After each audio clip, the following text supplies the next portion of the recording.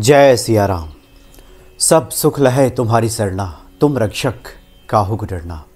श्री हनुमान जी संकट मोचन हैं और उनके संकट मोचन स्वरूप की अनुभूति भक्तों को समय समय पर होती रहती है।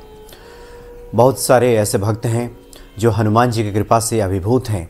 वो समय समय पे बहुत सारी जानकारियाँ भेजते रहते हैं, बहुत सारी सूचनाएं हमें मेल करते हैं, व्हाट्सएप करते हैं। ऐसे ही एक जानकारी मुझे प्राप्त हुई है जिससे आपको यह स्पष्ट होगा और हनुमान जी के प्रति आपकी भक्ति श्रद्धा और बढ़ जाएगी कि हनुमान जी वास्तव में संकट मोचन है। संकट किसी पे भी आए, अगर वो हृदय से हनुमान जी को पुकारे और सब जगह की आस छोड़कर एकमेव हनुमान जी की तरफ उसका ध्यान जाए तो निश्चित ही यह हनुमान जी का जो संकट मोचन स्वरूप है उसे दिखाई देता है और हनुमान जी की कृपा प्राप्त होती है। एक जानकारी जो है अपने बारे में एक स्वानुभव मुझे भेजा है आशा विश्नोई जी ने। ये आशा विश्नोई जी नारनौल हरियाणा के रहने वाले हैं लोग, नारनौल हरियाणा। इन्होंने लिखा है कि इन्होंने हनुमान जी का जो संकट मोचन स्वरूप है इसको खुद अपने जीवन में उतरते देखा है। हनुमान जी ने कृपा की है और इनके 13 महीने के बच्चे को मौत के मुंह से निकाला है, यानी बिल्कुल मरणासन बच्चे को जीवन दान दिया है श्री हनुमान जी ने, संकट मोचन श्री हनुमान जी ने। इन्होंने लिखा है कि बात कुछ साल पहले की है कि जब इनका एक छोटा बेटा 13 महीने का था और एक बड़ा बेटा 4 साल का। पति कहीं बाहर नौकरी करते थे, नारनौल से आगे चंडीगढ़ में वो नौकरी करते थे और एक बार ये लोग अपना घर बदल रहे थे नारनौल में ही। तो जहाँ पे इन्हें घर बदल करके जाना था वो मकान भी बिल्कुल पास में ही था पुराने घर से। और हुआ ये कि समय है, 4-5 दिनों का समय है, तो धीरे धीरे करके सामान वहाँ पे शिफ्ट किया जाए, बदला जाए, क्योंकि पति चंडीगढ़ में रहते हैं और एक महिला के लिए इतना संभव नहीं है कि एक बार में ये सारा कार्य स्वयं संभाल सके, उठा सके। और साथ में उनकी बूढ़ी सास भी रहती थी, यानी कि उनकी सासू माँ, वो स्वयं आशा विश्नोई जी और उनके 2 बच्चे, एक 13 महीने का बच्चा और एक 4 साल का बच्चा। तो धीरे धीरे करके ये लोग सामान अपना शिफ्ट कर रहे थे। एक दिन की बात है कि सुबह जब ये नए घर में अपना सामान कुछ पहुंचाने गई थी और घर पे छोटा बच्चा यानी जो 13 महीने का है और उनकी सासू माँ यानी अपनी दादी के साथ वो बच्चा रह गया था और गर्मी का मौसम था। बच्चे को संभवतः प्यास लगी होगी, 13 महीने का बच्चा वो रो रहा था, तो दादी को लगा कि इसे प्यास लगी है। वो किचन में गई और किचन में जहाँ पे पानी का बोतल रखा था वहीं पे तारपीन का तेल भी रखा हुआ था और संभवतः बोतल देखने में भी एक जैसा ही रहा होगा। तो भ्रमवश उनको वहम हो गया कि शायद ये पानी है और बच्चा ज़ोर ज़ोर से रो रहा था। तो उनकी बूढ़ी सास ने सोचा कि इसको जल्दी से जल्दी पानी पिलाया जाए, तो उन्होंने गलती से तारपीन का तेल ही उस बच्चे को पिला दिया और उस बच्चे ने जैसे ही 2-3 घूंट अभी उस तारपीन के तेल को पिया कि उसे हिचकी आने लगी, उसे बेहोशी छाने लगी।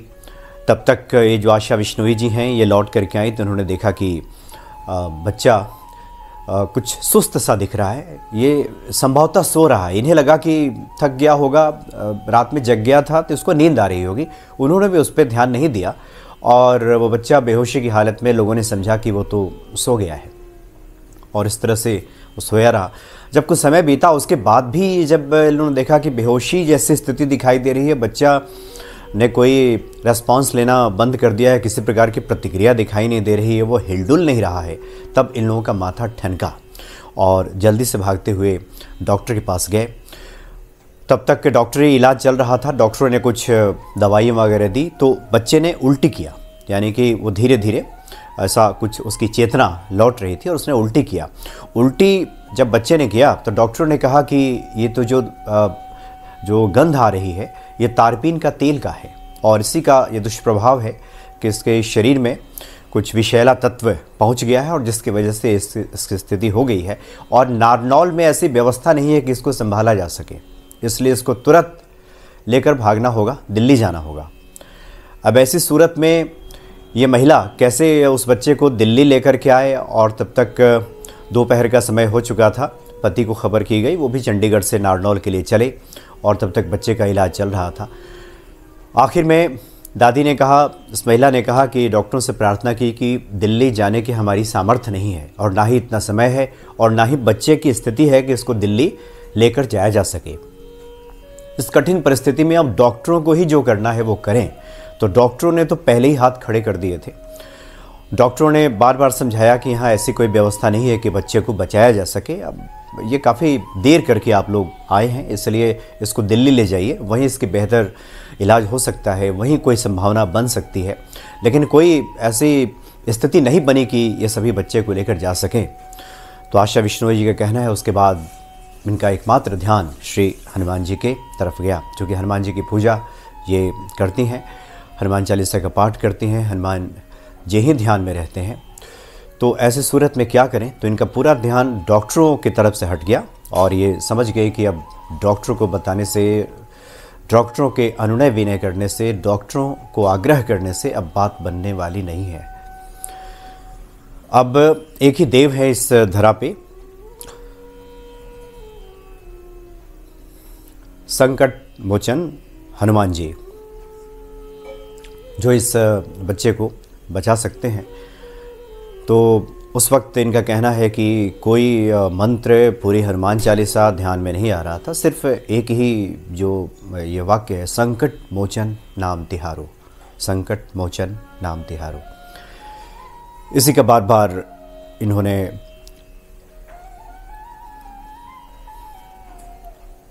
सुमिरन करना उसका शुरू कर दिया, संकट मोचन नाम तिहारो।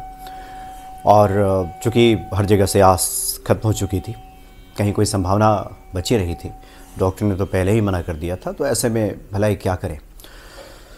तो उसके बाद संकट मोचन हनुमान जी की कृपा हुई और इनका कहना है कि कुछ ही देर के बाद एक पड़ोस के डॉक्टर थे, वो भी वहाँ पे उसे देखने गए थे और सभी हॉस्पिटल में थे। उन लोगों ने कहा कि बच्चे के भीतर अब चेतना, उन्होंने कहा कि बच्चे के भीतर अब चेतना लौटनी शुरू हुई है और धीरे धीरे बच्चा ये होश में आ रहा है। और एक तरह से चमत्कार घटित हुआ। 1-2 घंटे के बाद ही आशा विश्नोई जी का कहना है कि वो बच्चा हंसता खेलता फिर से उनकी गोद में था और बिल्कुल उसी तरह से जैसे उसे कुछ हुआ न था। तो ये जो को नहीं जानत है जग में कपि संकट मोचन नाम तिहारो, तो को नहीं जानत है जग में कपि संकट मोचन नाम तिहारो, इतनी बड़ी पुकार भी उन्होंने नहीं की, इतना बड़ा वाक्य भी उन्होंने नहीं कहा। उन्होंने तो सिर्फ संकट मोचन नाम तिहारो, संकट मोचन नाम तिहारो, यही हमेशा उनके ध्यान में घूमता रहा और लगातार इसी का सुमिरन, इसी का जप, हर तरफ से हार कर, थक कर, सब जगह से ध्यान हटाकर उन्होंने करना शुरू किया। तो संकट मोचन हनुमान जी ने कृपा की। तो ये तो महामंत्र है ही, क्योंकि जब कोई भी विपत्ति में, परेशानी में, विपदा में होता है, यहाँ तक कि जब स्वयं लक्ष्मण जी को शक्तिमान लगा था और लीलावश ही सही, लेकिन तीनों लोकों के स्वामी प्रभु श्री राम जहाँ विलाप कर रहे थे, ऐसे में संकट मोचन हनुमान जी ही काम आए और हनुमान जी का जो संकट मोचन स्वरूप है वो सामने आया और सुबह होने के पहले वो संजीवनी बूटी लेकर आए। तो जो भी हनुमान जी के भक्त हैं, जो भी उनके आराधक हैं, जो भी भक्तिभाव से श्री हनुमान जी को पुकारते हैं, उनके संकट मोचन स्वरूप का ध्यान धरते हैं, उनके संकटों का निश्चित ही निवारण हो जाता है। और इसमें हनुमान जी तनिक भी विलंब नहीं करते। तो इस तरह की बहुत सारी घटनाएं भक्तों के जीवन में घटित होती रहती हैं। बस आवश्यकता होती है एक विश्वास की, दृढ़ विश्वास की, हर प्रकार के किंतु परंतु छोड़ करके, संसार से हर प्रकार की आस छोड़ करके, एकमेव जब हनुमान जी की शरण में कोई जाता है और उन्हें सच्चे हृदय से पुकारता है, तो इसमें दो राय नहीं है कि हनुमान जी दौड़े चले आते हैं और स्वयं संकट से हनुमान छुड़ावे, वो स्वयं आ जाते हैं। किसी इधर उधर बाह्य चीज़ों की आवश्यकता नहीं रहती, वो दौड़े स्वयं चले आते हैं और भक्तों की प्राण रक्षा करते हैं, संकटों से उबारते हैं। ऐसे श्री हनुमान जी की जय। जय सिया राम।